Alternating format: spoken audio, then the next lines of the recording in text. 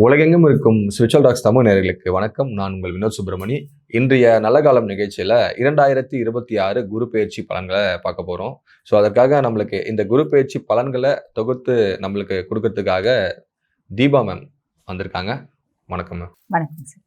Ma'am, இந்த 2026 இந்த குரு பெயர்ச்சி எல்லா ராசிக்காரர்களுக்கும் எப்படி மேம் இருக்க போகுது? முதல்ல இந்த குரு பெயர்ச்சி என்னைக்கு ஆரம்பிக்குதுன்னு சொல்லிடுங்க. கண்டிப்பா சார். குரு பயிற்சி வந்து பாத்தீங்கன்னா 1/6/2026 தோராயமா காலையில 11 மணி அளவுல வந்து பாத்தீங்கன்னா குரு பகவான் மிதுனத்துல இருந்து கடகத்துக்கு பயிற்சியாகி உச்சம் பெற்று அமர. உச்சம் பெற்று அமர்றது மட்டும் இல்ல, அவரோட உச்ச பார்வை 5, 7, 9 நிறைய ராசிகளுக்கு, ஆல்மோஸ்ட் எல்லா ராசிகளுக்கும் நற்பலன்களை கொடுக்க போகுது அப்படின்றது நிதர்சனமான உண்மை. ஆக எந்தெந்த ராசிகளுக்கு என்னென்ன மாதிரி நற்பலன்கள் அப்படின்றத பார்த்துடலாம் சார்.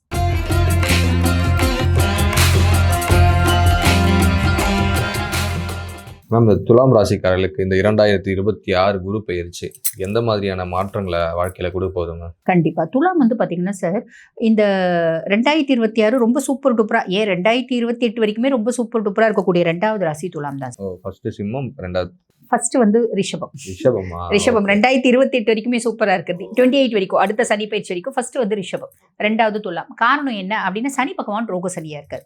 கடன் நோய் எதிரி இல்லாத உனக்கு ஒரு வாழ்க்கையை கொடுக்கணும் அப்படின்னு சனி முடிவு பண்ணிட்டார். அவர் முடிவு பண்ணிட்டாருன்னா ஏதோ ஒரு லூப் லைன் அவரே கிரியேட் பண்ணி கொடுப்பார். நீ ஜஸ்ட் முயற்சி பண்ணா மட்டும் போதுமானது அப்படின்னு சொல்லலாம். அது ஒரு பெரிய பிளஸ். அதுக்கு மேல குரு பயிற்சியாகி குருனோட உச்ச பார்வை 9ஆம் பார்வை சனி மேல படுது. ஆக நான் உனக்கு எல்லாத்தையும் கொடுக்கணும், கடன் கொடுத்து உன்னோட பிரச்சனைகளை தீர்த்துறேன்ப்பா அப்படின்ற ஒரு மைண்ட் செட் சனி இருக்கார். இது ஒரு பெரிய பிளஸ். இப்போ வந்து குரு வந்து பாத்தீங்கன்னா 10ல் போய் அமர்றார். பொதுவா ஜோதிடத்துல ஒரு வரிகள் உண்டு. என்ன அப்படின்னா, ஒரு பழமொழின்னு சொல்லிக்கலாமே, 10ல் குரு பதவி பறி போகும் அப்படிம்பாங்க. அப்ப 10ல் குரு பதவி பறி போயிடுமா? அப்ப எப்படி 2வது சூப்பரா இருக்க ராசி துலாம்னு ஆரம்பிச்சிங்க அப்படின்னா, 10ல் குரு பதவி பறி போகும் அப்படின்றத நம்ம வேற ஆங்கிள் எடுத்துக்கணும். எப்படி அப்படின்னா, உனக்கு ராகு நல்லா இருக்கான், அதாவது 5ஆம் பாவம் ராகு, 11ஆம் பாவம் கேது, 6ஆம் பாவம் சனி, இவங்க எல்லாம் உனக்கு பாசிட்டிவான ரிசல்ட்டை தான் கொடுக்க போறாங்க. அப்ப இந்த காலகட்டம் இந்த குரு என்ன பண்ணுவாரு அப்படின்னா, 10ல் குரு வந்து அமர்ந்து உனக்கு நிறைய, நீங்க இப்ப சுயதொழில் செய்றீங்க அப்படின்னு வச்சுக்கோங்களேன், ஏகப்பட்ட ஆர்டர்ஸ் வரும், ஏகப்பட்ட கிளையன்ஸ் வருவாங்க. உங்களால அந்த ஆர்டரை ப்ராப்பரா அதாவது முடிச்சு கொடுக்க முடியாது. வேலை செய்யற இடத்துல ப்ரெஷர்ஸ் ஜாஸ்தியா இருக்கும், வருமானம் ஜாஸ்தியா இருக்கும், மேன் பவர் இருக்காது. மேன் பவர் கிட்ட நீங்க ரொம்ப ஓடியாடுவீங்க. அப்ப என்ன பண்ணணும்? எந்த ஒரு விஷயத்தையும் பிளான் பண்ணி தான் நம்ம செய்யணும். பிளான் பண்ணாம செய்யக்கூடாதுன்னு வடிவேல் சாரே சொல்லியிருக்காரு. அதனால நம்மளும் பிளான் பண்ணி தான் செய்யணும். அப்ப முன்னாடியே நம்ம கொஞ்சம் டெம்பரரி மேன் பவர்ஸை அரேஞ்ச் பண்ணி வச்சுக்கணும். துலாம் ரொம்ப புத்திசாலி. காரணம் என்ன அப்படின்னா, ராசியாதிபன் சுக்கிரனா இருந்தாலும் சனி உச்சமடையக்கூடிய ராசி. வெட்டு 1 துண்டு 10. நான் ஒரு வார்த்தை கேள்வி கேட்டா அந்த கேள்விக்கு நீங்க பதில் சொல்ல மாட்டீங்க. நீங்க துலாமா இருந்தா நீங்க 10 கேள்வி என்ன திருப்பி கேட்பீங்க. நம்ம யோசிப்போம், எதுக்கு ஒரு கேள்வி கேட்பானே, 10 கேள்விக்கு நம்ம பதில் சொல்லிட்டு இருப்பானே அப்படின்னு. 10 கேள்விக்கும் நான் பதில் சொன்ன பின்னாடி தான் நான் கேட்ட ஒரு கேள்விக்கு நீங்க பதில் சொல்லுவீங்க. பர்ஃபெக்ஷனிஸ்ட் அப்படின்ற வார்த்தை துலாமுக்கு தான் பொருந்தும். புரியுதுங்களா? அந்த மாதிரி பர்சனாலிட்டிஸ் இப்போ என்ன பண்ணுவாங்க அப்படின்னா, இந்த மேன் பவரை கொஞ்சம் அதிகப்படுத்திக்கிறாங்க அப்படின்னா பிரச்சனை கிடையாது. அதே மாதிரி ஒரு கன்சர்னில் வேலை செய்கிறவங்களுக்கு கண்டிப்பாக இன்க்ரிமெண்ட், ப்ரொமோஷன் அப்படின்றது உண்டு. இப்போ ப்ரொமோஷன் கொடுக்குறான்னு வச்சுக்கோங்களேன், நீங்கள் வந்து ஒரு ஜிஎம்க்கு வந்து அசிஸ்டண்ட்டாக இருக்கீங்க அப்படின்னா, உங்களை ஜிஎம் போஸ்ட்டு கொடுக்குறாங்க அப்படின்னா, கண்டிப்பாக ஒரு 10,000 இல்லை ஒரு 5,000 சம்பளம் ஏற்றி கொடுப்பாங்க இல்லையா? சம்பளம் ஏற்றி கொடுக்கும்போது ப்ரெஷர்ஸும் பொறுப்பும் அதிகமாகும் தானே. அப்போ அதை தான் வந்து பார்த்தீங்கன்னா, உங்களுக்கு ஏகப்பட்ட ப்ரெஷர்ஸ் இருக்கும். இல்லை இங்கே எங்களுக்கு ஏகப்பட்ட ப்ரெஷர்ஸ் முடியல அப்படின்னு நீ வேறு இடத்துக்கு போகிற மாதிரி இருந்தாலும் இதை விட பெட்டரான ஜாபுக்கு தான் போவேன். மற்ற பிளானட்ஸும் குருவை ஃபுல்லும் சப்போர்ட் தான் பண்ணுறாங்க. ஸோ இந்த ஆஸ்பெக்டில் நம்ம இதை தான் முடிவு பண்ணிக்கிறோம். ஆக வேலை செய்கிற இடத்துல உனக்கு ப்ரெஷர்ஸ் இருக்கும் சாமி, முன்னேற்றம் உறுதி, பணம் நிறைய வரும், கவலைப்படாத, ப்ரெஷர்ஸை ஓவர் கம் பண்ணிவிட்டு ஸ்மார்ட் ஒர்க் அப்படின்ற மாதிரி நீ கொஞ்சம் அனலைஸ் பண்ணி திங்க் பண்ணி உன்னோட புத்திசாலித்தனத்தை நீ பயன்படுத்தினாலே போதுமானது. ஓகே, ஒரு வார்த்தையில் இதுலேருந்து விடுதலைன்னா எது ஹைலைட்டாக சொல்லலாம்? துலாம் வந்து பாருங்க, ரொம்ப நாளாக கடனில் பிரச்சனை அப்படின்றத அனுபவிச்சாங்க சார். கடன், ஹெல்த் இஷ்யூஸ், இந்த 2த்துலேருந்து சாலிடாக விடுதலை அப்படின்றது உண்டு. மேம், இவங்களுக்கு வழிபாடுன்னு சொன்னால் என்ன வழிபாடு சொல்லலாம்? பொதுவாக வந்து பார்த்தீங்கன்னா சார், இந்த ராகு 5ஆம் பாவம் அப்படின்னும் போது அது பூர்வ புண்ணியஸ்தானம், புத்திரஸ்தானத்தில் ராகு. நிறைய பேர் வந்து பார்த்தீங்கன்னா இந்த மாடர்ன் சிஸ்டம் மூலிமா, அட்வான்ஸ்டு ட்ரீட்மெண்ட் மூலிமா குழந்தை பேர் அப்படின்னு கிடைக்கிறதுக்கான பிராப்தம் உண்டு. அதில் ப்ளஸ் மைனஸ் என்ன அப்படின்னா, நமக்கும் நம்ம குழந்தைகளுக்குமான இடைவெளி அதிகமாக இருக்கும். நம்ம குழந்தைகிட்ட சொல்கிறேன்னு வச்சுக்கோ, கண்ணு இந்த சொக்கா நல்லா இருக்கு கண்ணு, உனக்கு இந்த ட்ரெஸ் ரொம்ப அழகாக இருக்கும், பச்சை சொக்கா போட்டுக்கோ கண்ணு அப்படின்னு எடுத்து கொடுத்தா, மா ஓகேம்மா நீ சொல்லிட்டியாம்மா ரொம்ப சந்தோஷமா அப்படின்னு அந்த பச்சை சொக்கா எடுத்து வச்சு சவுக்கு சொக்கா போட்டுன்னு போவோம். இது நம்ம எளிமையாக சொல்லணும்னா, நம்ம என்ன சொன்னாலும் நம்ம பிள்ளைங்க மாற்றி வந்து பிஹேவ் பண்ணும். அப்போ குழந்தைங்க ரீதியான ஒரு மன உளைச்சல் அப்படின்றது நமக்கு ரொம்ப ஜாஸ்தி இருக்கும். நம்ம ஒரு விதமாக இரிட்டேட் ஆகிறது, ஸ்ட்ரெஸ் ஆகிறது, இதெல்லாம் இருக்கும். இதுக்கு ரொம்ப எளிமையான வழிபாடு என்ன அப்படின்னா, நம்ம இந்த பாடி சரவணா ஸ்டோர்ஸ் பக்கத்தில் திருவள்ளிதாயம் இருக்குது. இந்த சென்னை சுற்றி இருக்கவங்களுக்கு சொல்கிறேன். இல்லைன்னா ஆலங்குடி குருஸ்தலம், இல்லைன்னா பாடி சரவணா ஸ்டோர்ஸ் பக்கத்தில் திருவள்ளிதாயம் இருக்குது, திருவள்ளேஸ்வரர் ஆலயம். அந்த திருவலேஸ்வரரை வழிபாடு பண்ணிட்டு அம்பிகையை வழிபாடு பண்ணிட்டு ராகுவும் பசிஃபையாவா 5ஆம் பாவம் ராகுவும் பசிஃபையாவா குருவும் வந்து பார்த்தீங்கன்னா இன்னும் கொஞ்சம் வந்து ப்ரெஷர்ஸ் கம்மியாக கொடுப்பா. வழிபாடு பண்ணிட்டு குரு பகவானை வழிபாடு பண்ணிட்டு அங்கே பசு மடம் இருக்கு.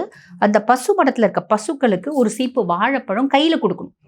எந்த உங்கள் பிள்ளைங்க உங்களுக்கு ப்ராப்ளமா பிள்ளைங்களை கூட்டிகிட்டு போங்க, நீங்களும் கையில் கொடுங்க, குழந்தைங்களையும் கையில் கொடுக்க வைங்க. அந்த பசு சாப்பிட்டுட்டு அந்த கையை லிக் பண்ணும், உங்க கர்ம கழியும். நிறைய நல்லது. பசு கையை லிக் பண்ணா கர்ம கழியும். 33 கோடி தேவர்களும் பசுவில் அடக்கும் அப்படின்றத நம்ம சாஸ்திரம் சொல்லுது. நான் அதெல்லாம் நம்ப மாட்டேங்க. நான் வந்து ரொம்ப வந்து படிச்சுட்டு இருக்கேன், ரொம்ப வந்து முற்போக்குவாதி. எப்படியா இருந்தாலும் ஒரு உயிருக்கு நீங்க உணவு கொடுக்குறீங்க, அப்படி நம்பி கொடுங்க. ஒரு உயிர் மனசார வாழ்த்துது இல்லையா, அந்த குழந்தைக்கு போய் எங்க யார் வந்து வாழைப்பழம் டெய்லி வாங்கி கொடுக்க போறாங்க? இல்ல இல்லையா? வளர்க்குறவன் என்ன வாழைப்பழம் வாங்கியே கொடுப்பான், இல்லை கோயிலில் டெய்லி வாழைப்பழம் கொடுப்பாங்களா? நம்ம கொடுக்குறோம் அப்படின் போது அது வந்து புதுசாக ஒன்று சாப்பிடுறது, மனசார வாழ்த்தும். நீ நல்லா இருப்ப. நீ நம்பிக்கை இல்லை, சாஸ்திரத்திலே நம்பிக்கை இல்லைனாலும் இதை நம்பு, கொடு, நல்லா இருப்ப. Super ma'am. இவங்களுக்கு எவ்வளோ மார்க் தரலாம்? துலாம் வந்து 90%. 90 தரலாம். Okay ma'am. இந்த குரு பயிற்சி வந்து பார்த்தீங்கன்னா பர்டிகுலராக 12 வருடத்துக்கு ஒரு முறை நடக்கக்கூடிய ஒரு அதிசயமான பயிற்சி அப்படின்னு சொல்கிறாங்க. ப்ளஸ் இந்த கடகத்தில் வந்து உச்சமடைகிறாரு அப்படின்றாங்க. ஸோ இது எந்த அளவுக்கு மேம் இந்த குரு பயிற்சி வந்து சிறப்பானது, அதை பற்றி சொல்லுங்கள். அதாவது உண்மை என்ன அப்படின்னா சார், குரு பகவான் ஒரு ராசியில் ஒரு வருஷம் சஞ்சாரம் பண்ணுவார். அப்போ 12 ராசியும் கடந்து வரத்துக்கு 12 வருஷம் ஆகும். இது பெருசாக அமோகம் அப்படின்றதுல இல்லை ஒரு பெரிய ப்ளஸ் என்ன அப்படின்னா, ஒவ்வொரு 12 வருஷத்துக்கு ஒரு முறையும் குரு உச்சமடைஞ்சு தான் உட்கார்றாரு, கடகத்தில் தான் உட்கார போகிறார். அப்போ இருந்தாலும் அந்த வீடியோஸை நம்ம கொஞ்சம் ஹைலைட்டிங்காக மக்கள் முன்னாடி ப்ரொமோட் பண்ணுறதுக்கு இப்படியெல்லாம் சொல்லுவோம். பட் இருந்தாலும் 12 வருஷத்துக்கு ஒரு முறை நடக்கக்கூடிய நிகழ்வு தான். இந்த காலகட்டத்தில் ஒரு அதிசயம் என்ன அப்படின்னா, சனி பகவான் மேலே குருனோட பார்வை அப்படின்றது இருக்கு. இப்போ சனி வந்து கெடுக்கக்கூடிய ராசிகள் அப்படின்றது நிறைய இருக்கு இல்லைங்களா? இப்போ மேஷத்துக்கு 7 நாட்டு சனியா இருக்காரு. அதே மாதிரி பார்த்தீங்கன்னா சிம்மத்துக்கு அஷ்டம சனியா இருக்காரு, கன்னிக்கு கண்டக சனியா இருக்காரு, அதுக்கும் மேல தனுசுக்கு அர்த்தாஷ்டம சனியா இருக்காரு, கும்பத்துக்கு பாத சனியா இருக்காரு, மீனத்துக்கு ஜென்ம சனியா இருக்காரு. இந்த 6 ராசிகளும் பாவம் ரொம்ப கஷ்டப்படுறாங்க அப்படின்னா உண்மை. ஒவ்வொருத்தரும் ஒவ்வொரு விதத்துல கஷ்டப்படுறாங்க. அது நம்ம இந்த பதிவுல சொல்ல போறோம். வீடியோ ஸ்கிப் பண்ணாம பார்த்தா அவங்களுக்கே தெரிய போகுது. ஆக இந்த கஷ்டப்படக்கூடிய இத்துணை ராசிகளுக்கும் குரு பெயர்ச்சியாகி கடகத்துல இருந்து அவரோட 9ஆம் பார்வை சனி மேல படியுது. 9ஆம் பார்வை சனி மேல படியறதுனால இது ஒரு அற்புத குரு பயிற்சி அப்படின்னு நம்ம சொல்லலாம்.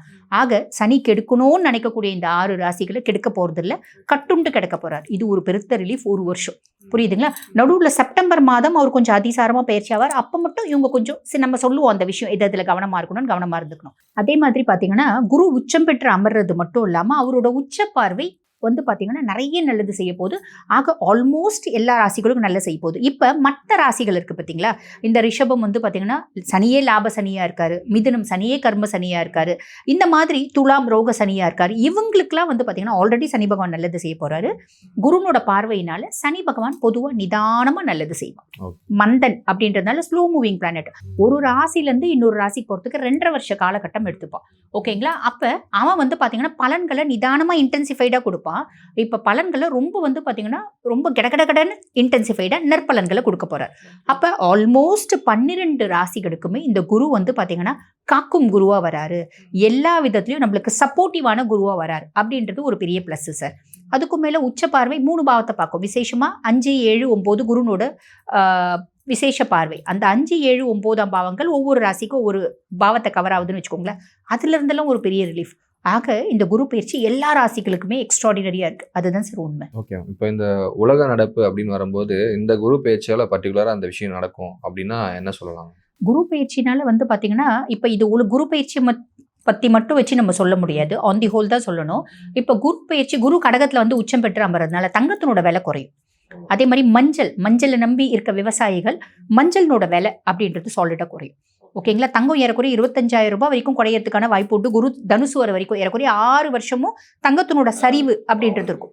பவுனுக்கு வந்து 25,000 ரூபாய் வரைக்குமே குறையும்.